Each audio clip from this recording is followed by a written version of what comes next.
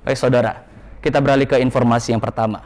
Mantan Gubernur Sumatera Selatan Alex Nurdin, selain diduga menerima aliran dana hibah pembangunan Masjid Sriwijaya senilai 2,343 miliar, juga dari fakta sidang berjalan menerima 2,5 miliar dari PT Berantas. Jaksa Penuntut Umum Kejati Sumatera Selatan Roy Riyadi menjelaskan, sebelumnya Alex Nurdin mantan Gubernur Sumatera Selatan diduga menerima aliran dana 2,343 miliar rupiah. Rupanya dari fakta sidang berjalan ditemukan dalam dokumen pengakuan dari pihak PT Berantas ada pengeluaran uang 2,5 miliar rupiah di tanggal yang sama. Hal itu dikatakan Jaksa Penuntut Umum Kejati Sumatera Selatan Roy Riyadi saat diwawancarai awak media di tengah istirahat sidang lanjutan kasus dugaan korupsi dana hibah pembangunan Masjid Sriwijaya yang menjerat 4 terdakwa yakni Edi Hermanto, Dwi Kridayanti, Saripudin, dan Yudi Armintodi di Pengadilan Negeri Kelas 1A Palembang. Kemarin memang kita masukkan hanya 2 miliar 343 sama CWLI. Rupanya dari fakta persidangan berjalan kita temukan dari dokumen pengakuan dari Berantas ada pengeluaran uang 2,5 miliar untuk di tanggal yang sama, gitu kan? Oke, kurang lebih 500 miliar lebih ya, 5 miliar lebih ya? 4,7 miliar. hampir 5 miliar. Sementara itu mantan Gubernur Sumatera Selatan Alex Nurdin saat dihadirkan sebagai saksi di persidangan secara virtual membantah jika dirinya menerima uang seperti yang disebutkan. Tim Liputan TVRI Sumatera Selatan melaporkan. Ditetapkannya 10 anggota Dewan sebagai tersangka oleh KPK terkait pengembangan kasus fee proyek APBD di PPR tahun 2019. Aktivitas DPRD Kabupaten Muara Enim sedikit terganggu karena semuanya masih aktif.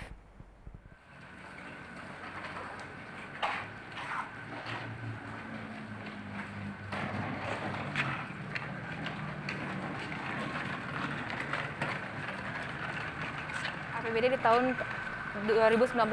Aktivitas DPRD Kabupaten Muara Enim sedikit terganggu karena semuanya masih aktif.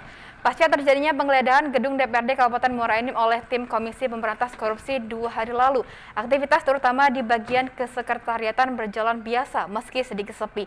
Sekretaris Dewan Lido Septontoni saat dikonfirmasi media mengatakan dengan ditetapkannya 10 orang anggota Dewan yang masih aktif sebagai tersangka oleh KPK tentu berpengaruh terhadap roda pemerintahan di Kabupaten Muara Enim karena agenda rapat seperti paripurna, banggar, dan kegiatan lainnya harus tertunda. Kenapa? Rapat-rapat seperti rapat paripurna dan rapat-rapat pembahasan lainnya itu harus ada forumnya. Nah, oleh karena itu kalau 10 orang ini sampai tidak melaksanakan kegiatan atau tidak mengikuti rapat-rapat di kantor ini, pengaruhnya sangat besar itu. Dalam waktu dekat ini akan dilakukan agenda rapat paripurna mengesahkan perubahan APBD tahun 2021 dan pada bulan Oktober nanti akan membahas APBD induk tahun 2022. Dari Kabupaten Muara Enim, Kalbadri TVRI Sumsel melaporkan. Pasca KPK menggeledah kantor DPRD Kabupaten Muara Enim beberapa hari yang lalu, lantas bagaimana dampak politik yang terjadi bila kasus korupsi ini terus menyeret para wakil rakyat? Saat ini kita sudah terhubung bersama pengamat sosial politik Ibu Ike Suharjo. Selamat sore Ibu Ike. Halo, selamat sore Zaki dan Sari. Ya baik Ibu. Ibu melihat fenomena KPK yang terus menelusuri korupsi di Muara Enim. Seperti apa Ibu Ike melihat ini Bu? Oke Zaki, kalau kita berbicara tentang korupsi yang menjerat sejumlah kepala daerah ini tidak hanya terjadi di Muara Enim saja, namun juga terjadi di beberapa daerah yang ada di Indonesia. Nah, kalau kita lihat di sesuai data di KPK di tahun 2020, ada lebih dari 150 kepala daerah yang terjerat kasus korupsi. Mulai dari wali kota, mulai dari gubernur, mulai dari bupati. Nah, ini artinya apa? Kalau kita ritual seperti siklus tahunan gitu kan. Mengapa sampai mereka melakukan korupsi? Kalau saya amati, saya analisa, ini adalah pertama pembiayaan politik yang tinggi. Zaki, pembiayaan politik yang tinggi. Mereka kampanye gitu untuk kembalikan modal mereka gitu kan. Nah, ini kosnya tidak besar gitu kan, mulai dari kampanye, mulai dari media, mulai dari konsultan politik. Dari mana sumber dana tersebut?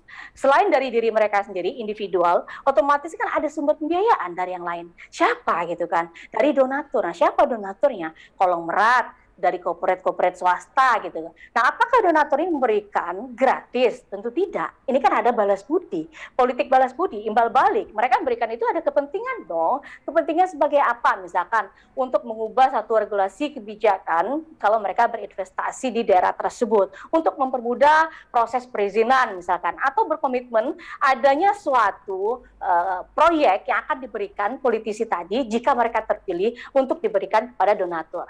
Nah, fenomena klientelisme kalau saya lihat ya, patron ini apa? Patron ini yaitu politisi tadi, dan klien ini siapa? Adanya donatur yang berikan sumbangan. Ada simbiosis mutualisme, sama-sama menguntungkan antara patron dan klien.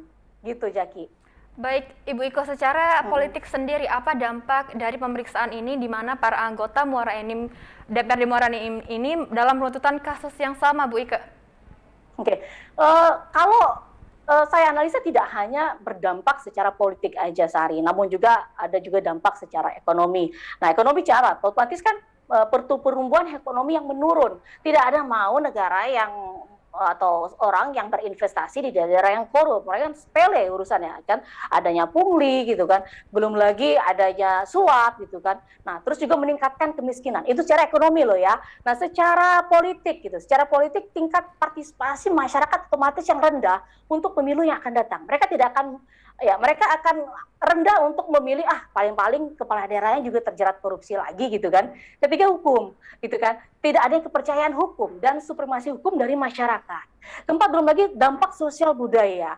Gini loh, kalau korupsi sering terjadi, ini otomatis akan menjadi suatu kebiasaan, dan kebiasaan ini akan mengakar pada budaya di daerah setempat. Jadi tidak otomatis untuk generasi berikutnya mereka juga bisa melakukan hal yang sama, karena generasi sebelumnya meninggalkan warisan budaya korupsi gitu. Begitu, Sari. Jadi otomatis ya udah, generasi berikutnya otomatis bisa aja melakukan korupsi terhadap daerahnya gitu kan. Jika terpilih menjadi kepala daerah. Baik, Ibu. Untuk menghindari bahaya laten korupsi, sistem apa yang sebenarnya harus dirubah? Oke, saya menyoroti adanya reformasi dari pengaturan dana kampanye. Negara perlu mengintervensi pembiayaan politik sehingga membuat satu regulasi kebijakan yang lebih inovatif. Memang sudah ada pasal atau aturan yang mengatur tentang pembiayaan dana kampanye itu berasal. Contoh dalam Undang-Undang Nomor 10 di tahun 2016. Ini kan sumber dana dari sumbangan sudah diatur bahwa individu ini gitu kan sebesar 75 juta rupiah. Dan untuk korporat swasta itu 750 juta rupiah. Ini saya bilang masih terlalu besar ya. Nah, dengan itu terbesar, otomatis kita masih akan terjebak dengan praktek klientelisme tadi. Adanya donatur yang menyumbangkan dana, dan tentu saja adanya kepentingan di dalam mereka memberikan suatu sumbangan tersebut. Ingat ya, pembiayaan politik itu sangat berpengaruh sekali dalam kasus korupsi yang menjerat kepala daerah. Di data di KPK saja, ini riset dari KPK, untuk misalkan menjadi seorang bupati atau wali kota ini membutuhkan 20-30 miliar. Untuk menjadi gubernur membutuhkan dana sekitar 20-100 miliar. Dari mana dana tersebut? Kalau tidak ada dari sumbangan dari kayak konglomerat tadi gitu. Nah, itu harus diperhatikan. Jadi negara harus mengintervensi pembiayaan politik untuk kedepannya dengan menerbitkan atau mengeluarkan suatu kebijakan yang lebih inovatif. Baik, Ibu Ike Suharjo, terima kasih telah bergabung bersama kami dalam Sumatera Selatan hari ini, membagikan informasi yang sangat menarik. Selamat bertugas kembali, Bu Ike. Selamat sore. Sore. Kita beralih ke informasi selanjutnya.